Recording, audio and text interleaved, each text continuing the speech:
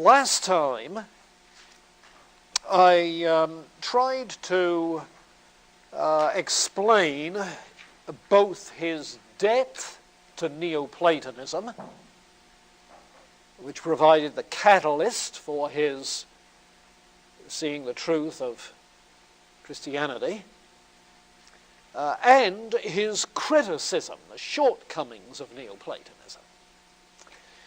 And so today, what I want to do is to see how he put the pieces together, and how this kind of Christianized Platonism then looks to St. Augustine. Now, inasmuch as it is a Christianized Platonism, you would naturally expect that at the heart of it is a theory of forms. And that's certainly the case. In fact, Augustine sees the forms as both transcendent in the mind of God and immanent in the creation.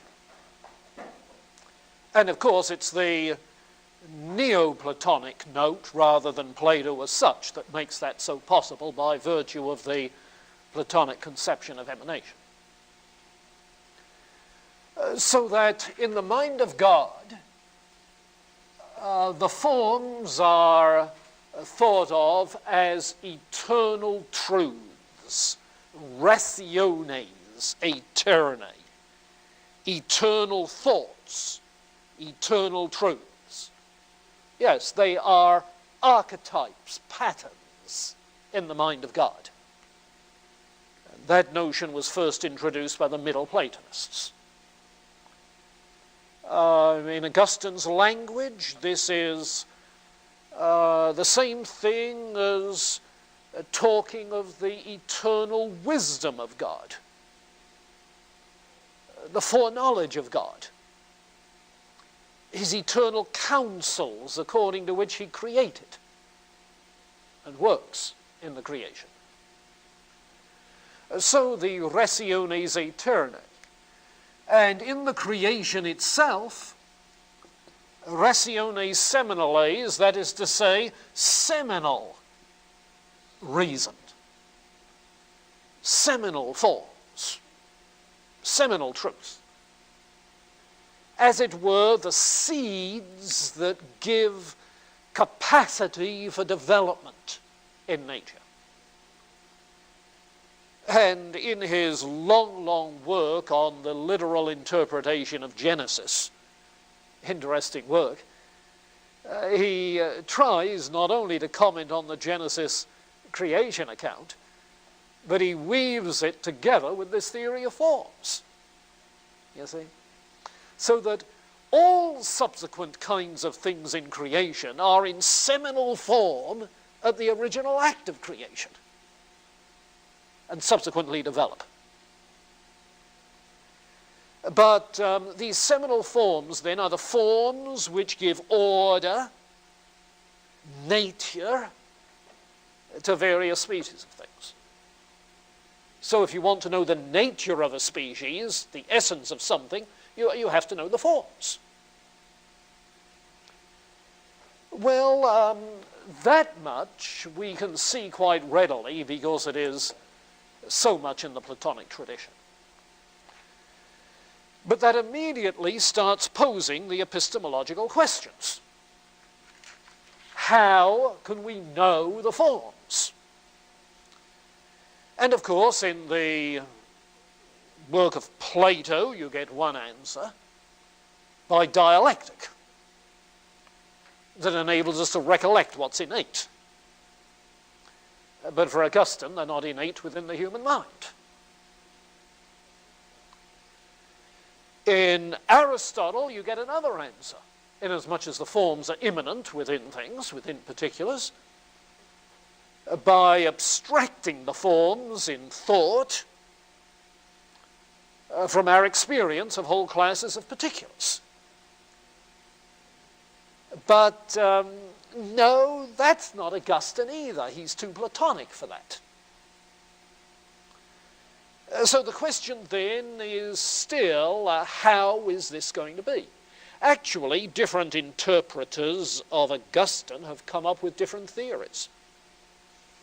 There is one who takes it that there is God-given innate knowledge, so that we come into this life with sort of what a friend of mine years ago called a pipeline to God, by virtue of which those ideas can be present in the mind.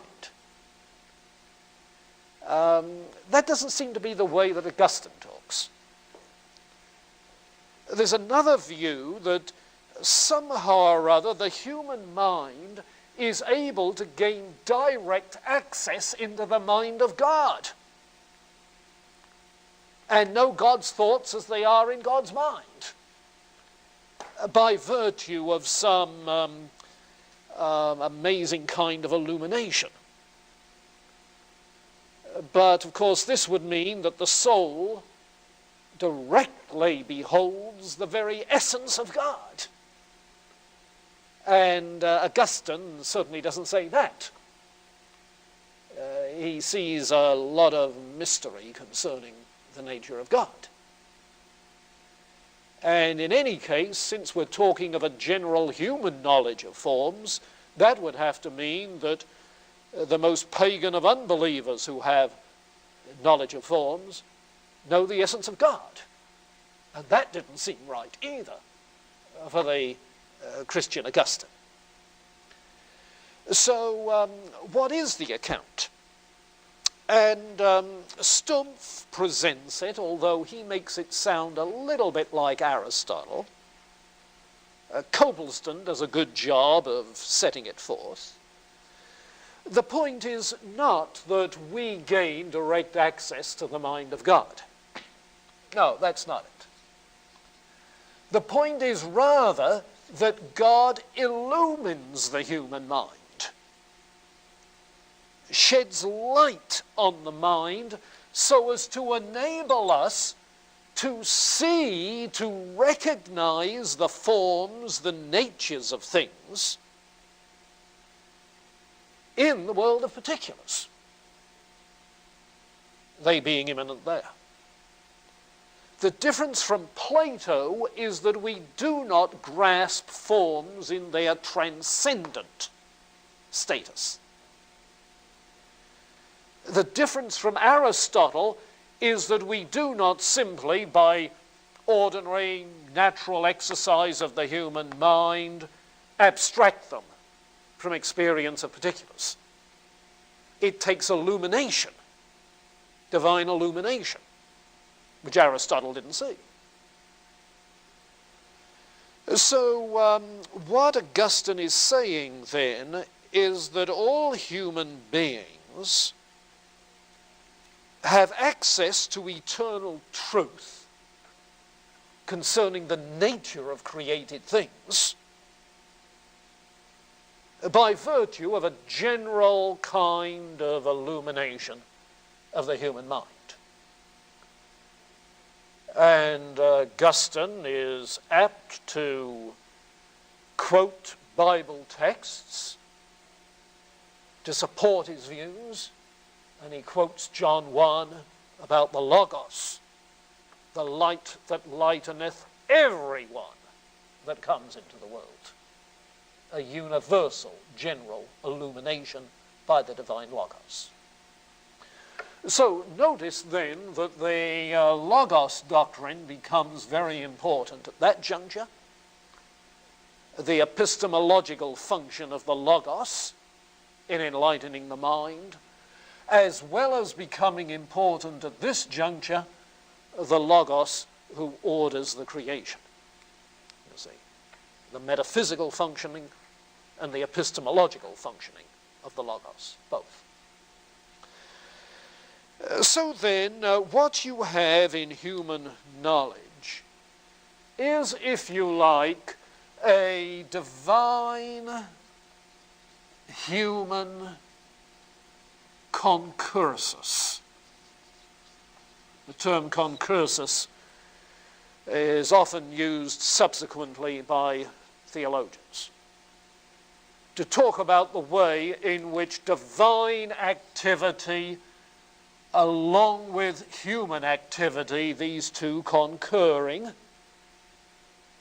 divine activity cooperating with human activity makes possible knowledge of the forms, a divine human concursus. What Augustine wants to say, of course, is like some of those church fathers said about the knowledge that some pagan writers had. That if they know these things, it is thanks to God, and in that sense all truth comes from God, without whom we could not know. Which strikes me as a thoroughly consistent kind of theism. If theism asserts the continued dependence of creatures on God, then that should surely include a continued epistemological dependence of creatures on God.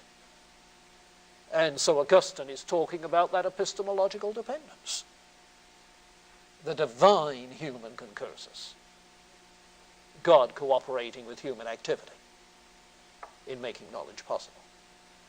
So on epistemology, that's the way it comes out, and you can see it in a number of his writings.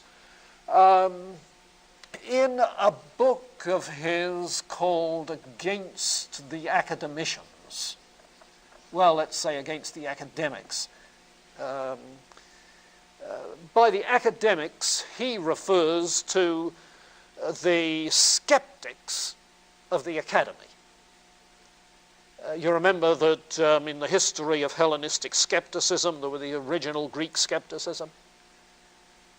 Then there was a stage in Plato's academy in its subsequent history which turned skeptical. Now that's the skepticism that he's responding to in Against the Academics. People like Carneades, so forth. And he argues against the skeptic denial that we have truth. He argues that all men possess truth. And his examples of truth we possess includes logical truths. A logical truth is one that has the logical form of the law of identity or the law of non-contradiction. A equals A is not non-A. Truths of that sort. It includes the knowledge of self-existence, his famous claim that if I'm mistaken or deceived, I still must exist. Si for law sum. Even a skeptic knows that. If he says he doesn't know, at least he must exist not to know. Si for law sum. He talks about the role of dialectic in bringing these kinds of truth to the light of understanding. And he even develops in another of his works, let's see, on free choice of the will. In another of his works, he develops an argument for the existence of God on this basis. His argument is that truths, particular truths, are only true because they participate in truth, capital T. That is to say, they must participate in that which is the very essence and nature of truth. And by definition, the essence and nature of immutable truth, whence all other things that are true can be true, is none other than God the Logos. And so he argues from truths to truth, from logoi to logos. His argument for the existence of God. It's perhaps the first original attempt of a Christian thinker to develop a theistic argument, and is one which finds its echoes in later medieval writers. Watch for it. Then in another of his writings on the teacher,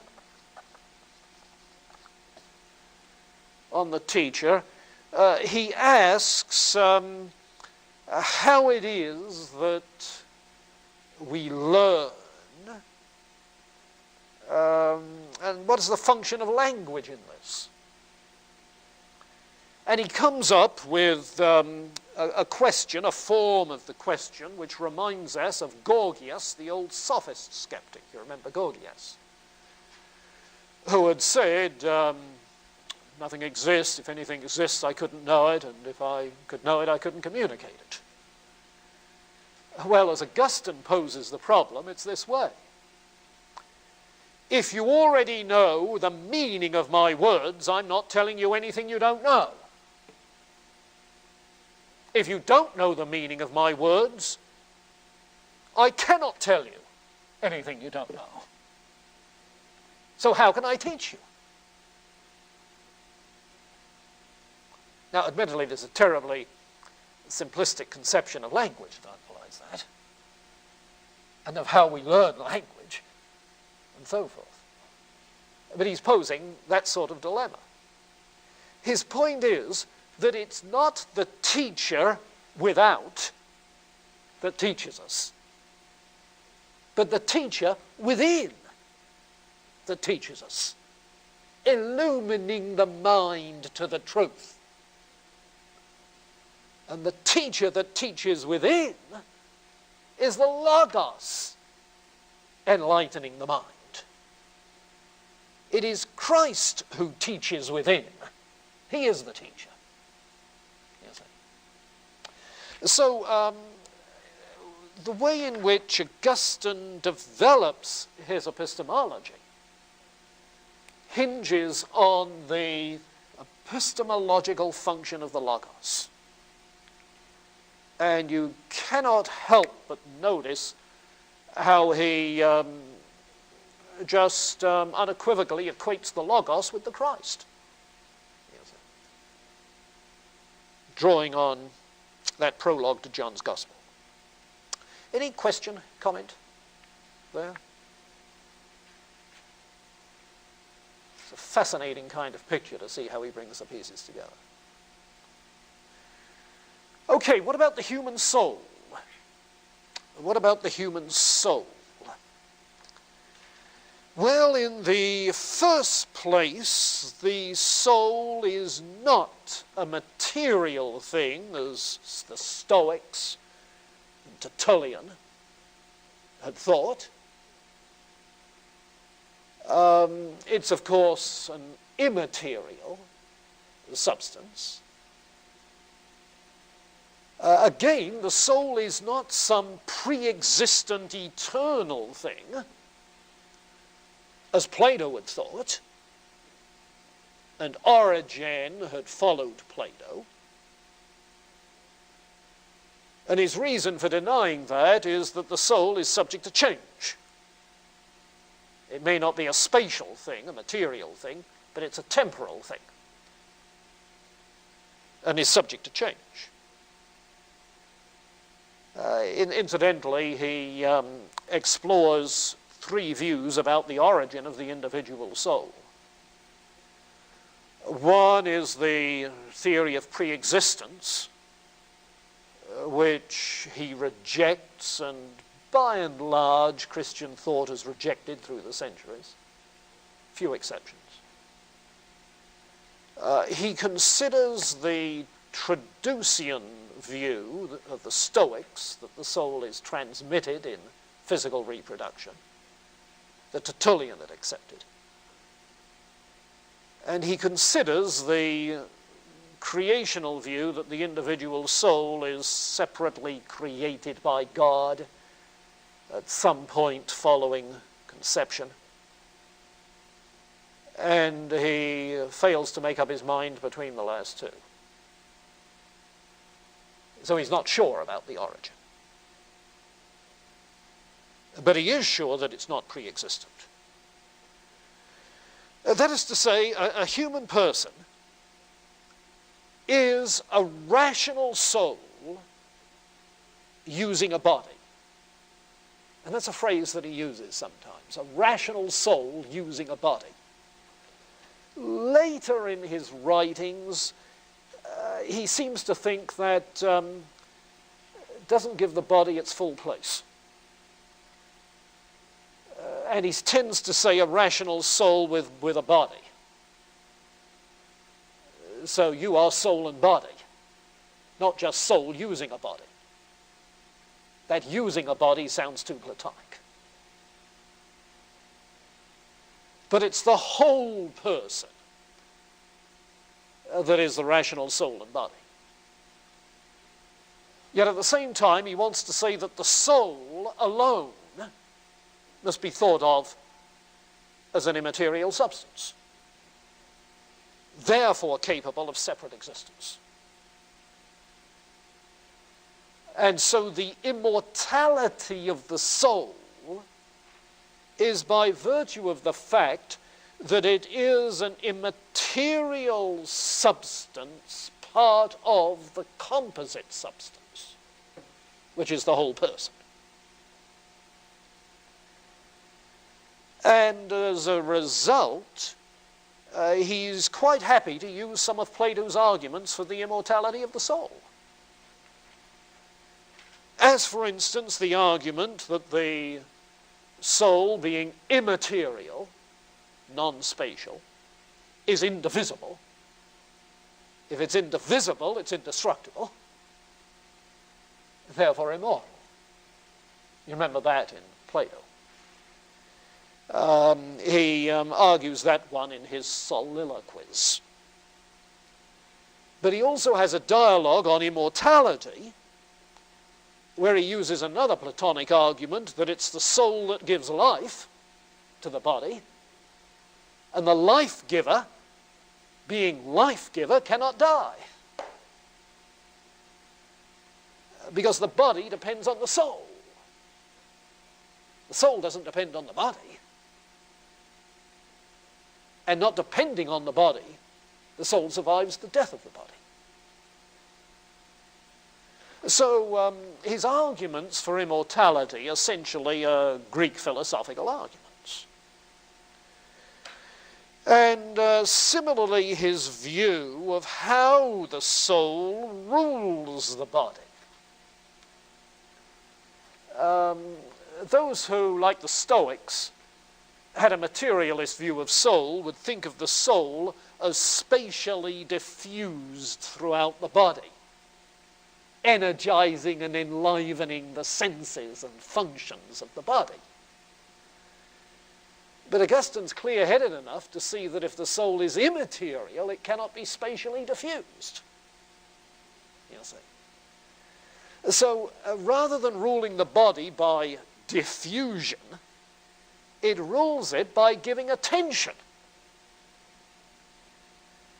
It exercises influence over the parts of the body by focusing attention on those parts. Now, actually, there's, I suspect, a degree of empirical evidence for that. You know, if you want to know what is it that you vaguely feel in your leg, you examine your leg, do you not? You give your mind gives attention to the leg. You don't have to look at it. You just, in your mind, just try to focus the sensations in the leg. Perhaps in addition to feeling it, looking at it. So it's by virtue of that kind of vital attention, mental attention. Remember I commented last time that one of the things that impresses him about the mind or the soul is that it's able to reach out in space and encompass things in its thought that are miles away. You know, a lot of people's minds have been in Washington in the Senate hearings for several days. Interesting. Miles away. Yet their minds have been where, as we say? Their minds have been elsewhere than in their own bodies in those regards. So immortality of the soul and the way in which it rules the body. But the most interesting thing about the human soul, that for me at least, in Augustine, is the way in which he probes the conceptions of time and eternity. And this comes out in that segment that you have from the Confessions in the Kaufmann Anthology, beginning 510 and running on to 520. This is another case where you have what seems like a Platonic point of view that gets converted to Christianity. Time for Plato, you remember in his Timaeus, time was spoken of as a changing image of the eternal. Because in the world of time, granted the divided line, in the world of time, what you have is changing particulars. In the realm of the eternal, what you have is unchanging forms. And of course, particulars then are changing copies of unchanging forms. Time is the changing image of the eternal. That's the Platonic way of talking about it. In contrast to Aristotle's way of saying that time is simply the measure of physical motion. So many miles per hour, a way of measuring motion, traveled, distance. Well, Augustine's own view takes off then more from Plato, and he probes our time consciousness, time as it is in the soul. In other words, it's an exercise in introspective psychological description, examining the psychology of time consciousness introspectively. And he points out that within the soul, it's only the present time that is real. The past is not now except in present memory of the past. But that's present and real. The memory is real. The future is not yet, but it is present in one's present anticipation of the future. And so in the present experience of the soul, at this juncture, you see, the past becomes present by virtue of memory. The future becomes present in anticipation, but only that present is real. That sounds like a tangled sort of way of doing things, but it's true to our experience, isn't it? You see?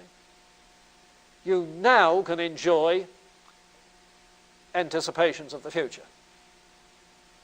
You now can enjoy memories of the past, but you enjoy them now, you see, in the present. So then it follows that times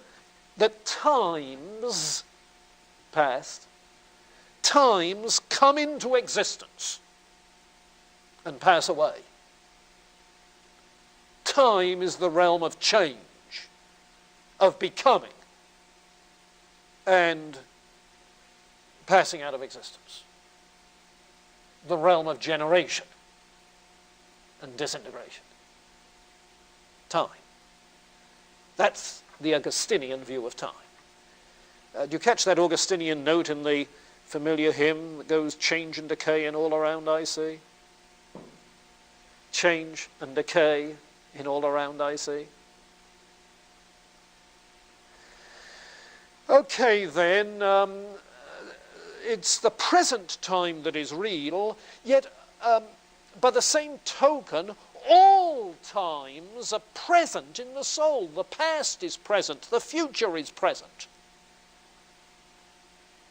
All of these times are present in the soul. And the soul experiences them as an ever-present now. It's now that you experience the past and the future. In the now. So all times are present now in the soul. Now, grasp that, and you can see what he means when he talks of God as eternal, unchanging, and timeless.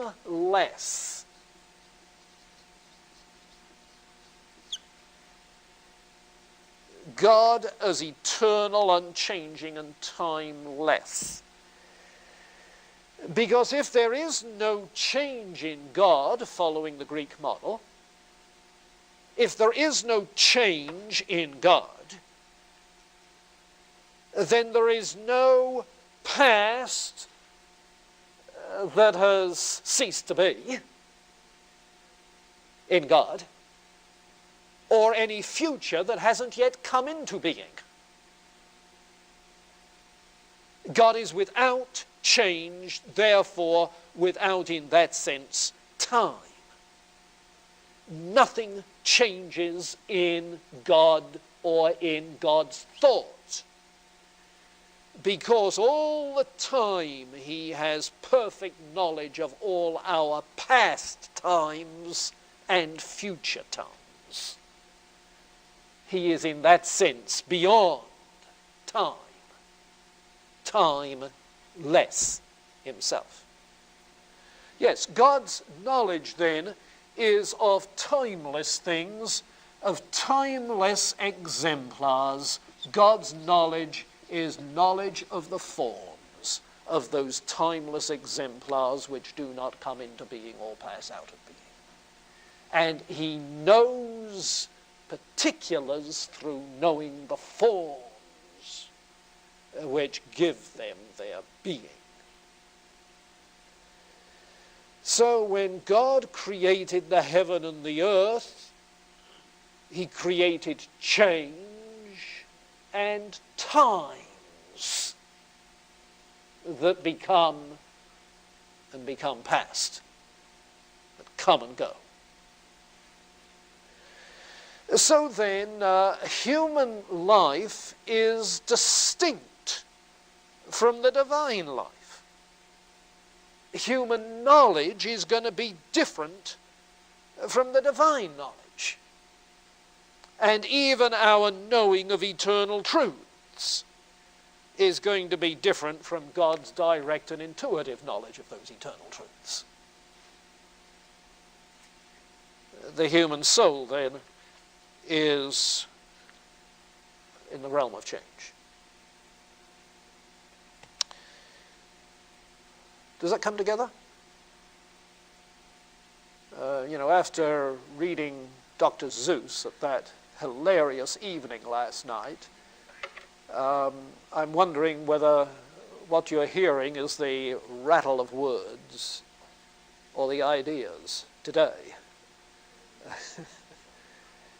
Because to talk of times that become and pass away could be just the rattling of rhymes in Dr. Seuss. Do you get the idea? I mean, the idea of Augustine, not Zeus. Yes, Janelle. I'm a little bit unsure on how nature is influenced by God's thinking and forms. Say that again. How nature is influenced. Please explain how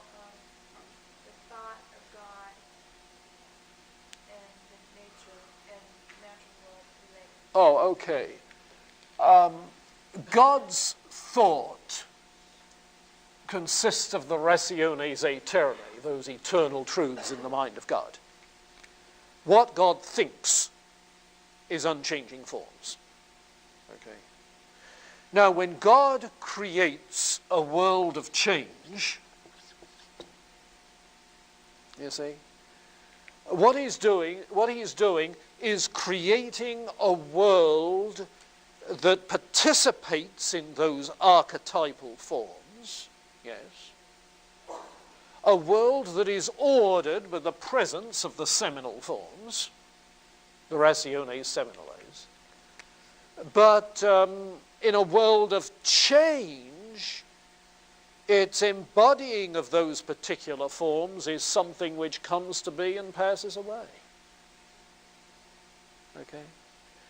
Now, we do not know the forms as they are in the mind of God directly. We don't have that sort of insight into the divine essence. God does, so he has perfect knowledge of them. But search as we will in our own souls, we find time coming to be, passing away. Our experience of particulars. But our experience of particulars is such that the mind enlightened by the Logos, we're able to recognize the essences, the natures, the form of things in the world of particulars. Does that help? God's knowledge of those eternal forms, and how does he know me? How does he know it in particular? Yup, and that's the obvious question that gets the medievals into trouble. And it seems as if they want to have it both ways. Because on the one hand, Augustine talks of God who loves me and knows me in and out. Yet on the other hand, he talks of God who knows the forms, you see. Now, can it be a knowledge of both? The question is, what is the relationship of, and here we'd better get over here, what's the relationship of the individual me to the forms, to the exemplars? And Augustine seems to be thinking that there are a variety of forms in which I participate. A variety of forms in which I participate. The form of humanness. Presumably the form of boldness. This, that, and the other form of physical properties, other kinds of qualities. And so in knowing a particular combination of many forms, you see, he knows me as the particular combining these many forms. Now, that reading of Augustine, it's a reading of Augustine, anticipates the way in which some of the later medievals see it. That individuation, and that's the term that's involved in this discussion, that individuation is secured by virtue of a peculiarly individual combination of many possible forms. But that's not going to satisfy everybody. So that when we come after Aquinas to Duns Scotus, we'll find Duns Scotus wants to say that in addition to all the various forms in which I participate, there is still the nature of me, the thisness of me. You see, haikaitas, thisness. And century later, half a century later, William of Ockham is saying, forget the forms. All that exists is me and the other me and the other me, individuals. Why do you need the forms? So your question's crucial. You see, it's striking at one of the liabilities of a theory of forms, namely that even if it can account for individuality as distinct from the nature of the species, even if a theory of forms can account for individuality, it still seems to put the primacy on the universal and a lower value on individuality. Get that? A lower value. And that's implicit in the hierarchy of being, where the individual who participates imperfectly in certain ideals is lower on the hierarchy than. So real problems there. Aquinas tries to do it by a theory of what are called substantial forms, individual natures. That God knows my individual nature in some way. But that's the shape of things to come. Okay. Watch the question. David? Would it be safe to say that rejecting the theory of emanation comes to Plato's problem? Well, he avoids Plato's problem in a way, inasmuch as he has God as an active, efficient, powerful cause, which Plato didn't have.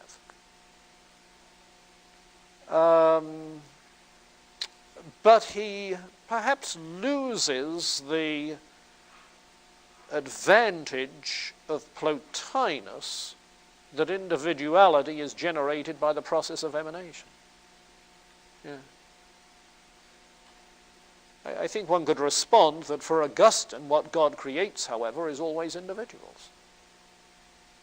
God creates individuals with rationes seminales, with seminal forms.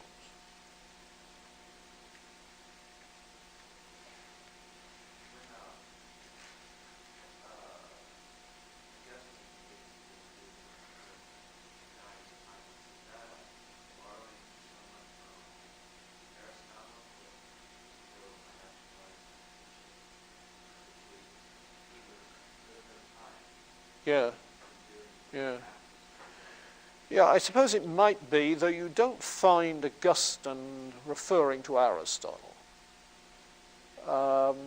Aristotle's writings seem to have been lost at that stage, weren't recovered until later.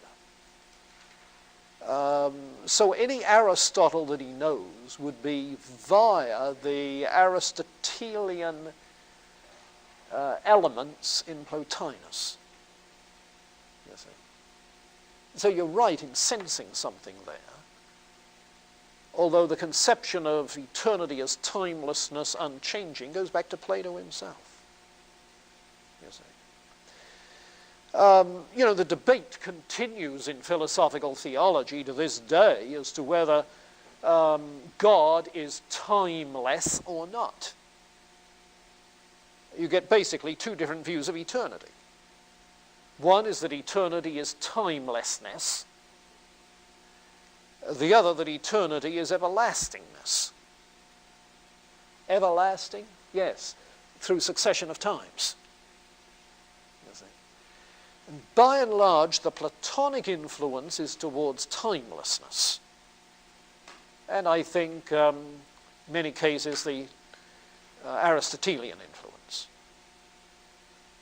Whereas everlastingness seems to be a more, a more modern view, although I think it's closer to the Hebrew view as well. But there's volumes of literature on this subject. If you're interested, there's a book by Nelson Pike, P-I-K-E, teaches at, I think it's University of California in Irvine, a book called God and Timelessness, which makes the case against the timelessness view. You said of Augustine that timeless is all unchanging. Yeah. It does, doesn't it?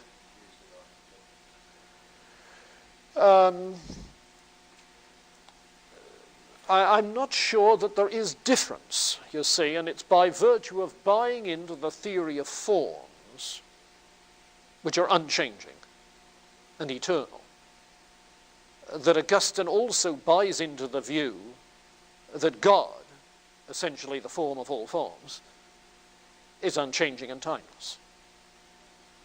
So I'm not sure there's difference. The difference is in the way in which it's spelled out. That is to say, this introspective psychology of time is Augustine's doing. And of course, the way in which it's spelled out in a doctrine of creation rather than emanation is Augustine's doing. But basically, the view of God as timeless and without change is Plato's view. And I think it poses problems. It poses problems in making sense of certain kinds of biblical language. You see? Because if a being is without change, in Aristotle's sense, that being cannot act at a point in time. Because then he would change from not acting in that way at that point to acting in that way at that point. You see? Poses problems of what it would mean for there to be joy in heaven over sinners that repent. That is to say, the satisfaction of seeing what was anticipated actually occurring. It would be difficult to make sense out of God having purposes that he's working on. You see? Because notions of purpose are time-oriented. And so what you have to do is to recast all of those concepts into a different conceptual framework than the ordinary English language seems to connote. This creates the problem, which is precisely why some people argue for eternity as everlastingness rather than timelessness.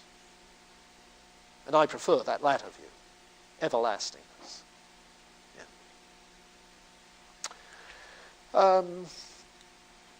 Carl. I have a question. We've been talking about the forms and whether they're particular or eternal. And it seemed you said that God thinks on or thinks about the eternal forms and humans think about particular forms. Yeah. And my problem, I understand the distinction between the eternal and the particular. My problem is with the action of thinking, in that I'm not sure. I understand how I as a human can relate to, as a changing human, can relate in a changing way to changing forms. But I can't see a definition of thinking that doesn't involve change, and that kind of further argument. Yeah.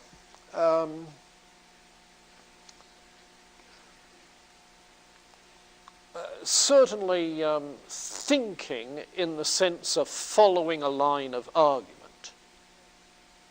or following a line of reflection which meanders from one focus to another involves changing focus, changing attention to a step in the logical process. Okay? But I think regardless of one's view of eternity, when we say that God thinks, we don't mean that God works through syllogisms to logical conclusions. You see, God doesn't have to go through that process. If your mind is quick, you jump to conclusion. But God's there first, as it were. He sees the end of the line of thought intuitively. Now,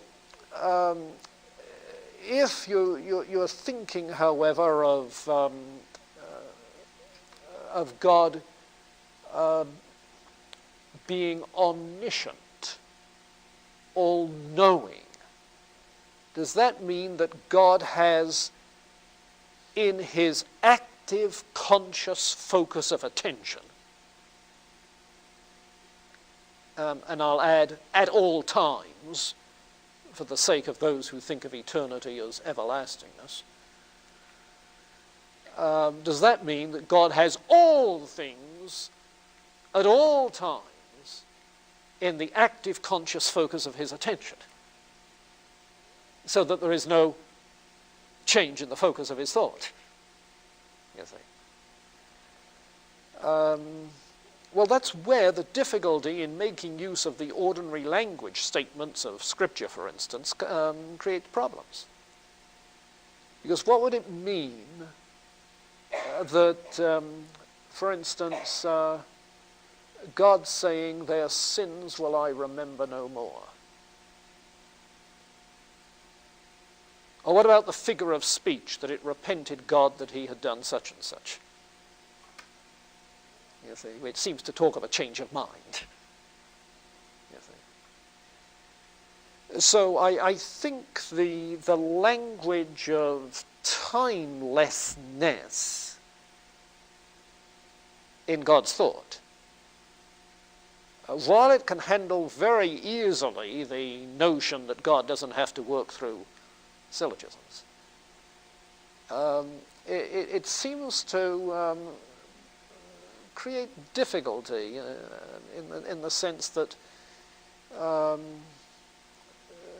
God's attitude towards something changes.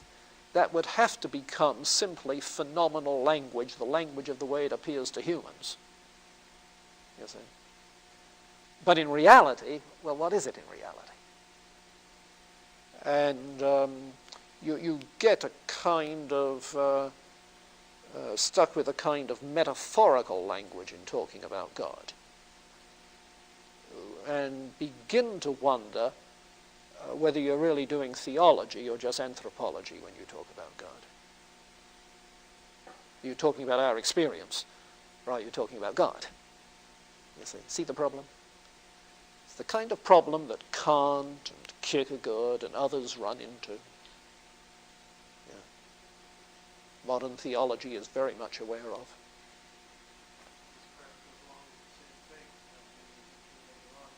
Is there an objective knowledge of God at all In Augustine? Or is it only through No, there's very... Oh, take it back. Is it only through illumination? Well, illumination and the appreciation? yeah, you see, there is no knowledge of anything apart from divine illumination. So it's a truism to say that knowledge of God is through illumination. No, you see, if it's solely by illumination, the mind would be passive and you wouldn't even be, therefore, knowing. That's an active verb. Illumination enlightens the mind so that you can see with the mind's eye, you see. But you have to see in the illumination.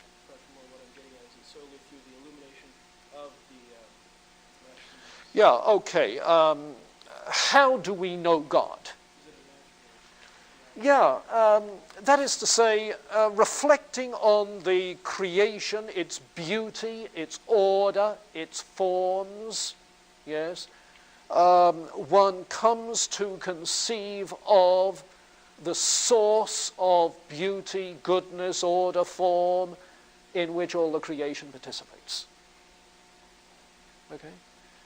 So in that sense, he'd say, yeah, the heavens declare the glory of God. Yes. And that argument for the existence of God from truths to truth, you see, could in that sense be paralleled by an argument from goods to good, beauties to beauty. Get it? Forms to formness, and so forth. So, yeah, there is some natural knowledge of God that's possible. And I think anybody would be very hard-pressed consistently to deny that, because it would mean, if there were no natural knowledge of God, that there would be no concept of God outside of access to some special divine self-revelation. You see, and that simply isn't the case. There's a lot of concept of God, various sorts. But how do we get beyond that natural knowledge of God? And that's the question I'd like to pick up on religious experience. Okay? And that's the question because in the Platonic tradition, Neoplatonic tradition, as we've noticed, there is a mystical approach to God. Well, what about Augustine? You see, that's the obvious question. All right, in Book 10 of his Confessions, he asks, what do I love when I love God? What do I love when I love God? And his reflection on this goes through a series of steps. Step number 1. It's not that I love physical beauty when I love God. And he's not putting physical beauty down. It's just that love of God isn't just love of something that's physically beautiful. What I love is rather some inner something in my soul. Now, why in my soul? Because there are glimpses of eternity in my soul. In what way? That all times are present and ever present now in my soul. Past, future, and present. That's the glimpse of what eternity is like. And ever present now. So when I love God, what I love is something in my soul, and so I must reach him through my soul. Beyond the life that joins body and soul, beyond all of the sense perceptions that I have, behind even my memory of past sense perceptions, beyond my memory of past sense perceptions, beyond my memory of all the liberal learning that I have, mathematics and everything else that introduces me to forms, beyond the knowledge that I have by dialectic that's independent of sense images, beyond my feelings. Now, I don't find God in sense perception. I don't find God in feelings. I don't find God in my knowledge of forms or in my memory, you see. But rather, when I look for God, he says, I'm looking for that good, that blessed delight in the good that rejoices in the truth, the good itself. You get the Platonic note in that? I'm looking for the good, the source of all the forms. And you find in the Confessions, therefore, he speaks of God as his love, his life, as good, as beauty, as truth. You see.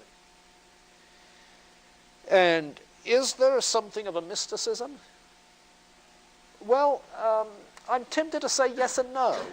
No, in the sense that it's only through what God has done, reaching down to us in Christ, that we really come to know God. But yes, in the sense that there is a knowing God in the closeness of religious experience, which involves the discipline of the mind and soul turning away from sense images and reaching beyond knowledge even of unchanging truths. You see? And so at times he sounds as if he's appreciating the kind of mystical experience of which Plotinus speaks.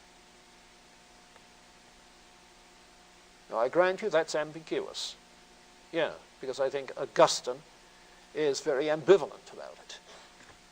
And sometimes he speaks Neoplatonic language about religious experience, sometimes confining himself to what's more biblical language.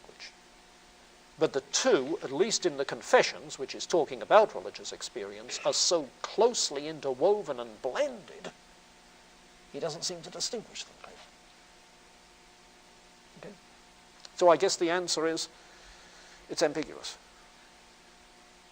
Okay. Yeah? Does everyone receive this illumination? No. How then is that? Well, I think that's implicit in what we've been saying. There is a natural knowledge accessible to all by virtue of the light of the Logos, a knowledge of the nature of things created.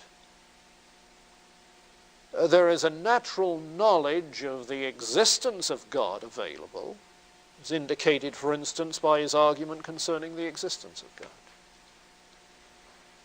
But inasmuch as that knowledge of God in religious experience, okay, is made possible because of Christ's coming and the forgiveness we have, and that's important for him, because it's by virtue of God's forgiveness that the soul is cleansed from those things which would enslave and inhibit, and with sense of guilt prevent one from reaching beyond the things that change towards God.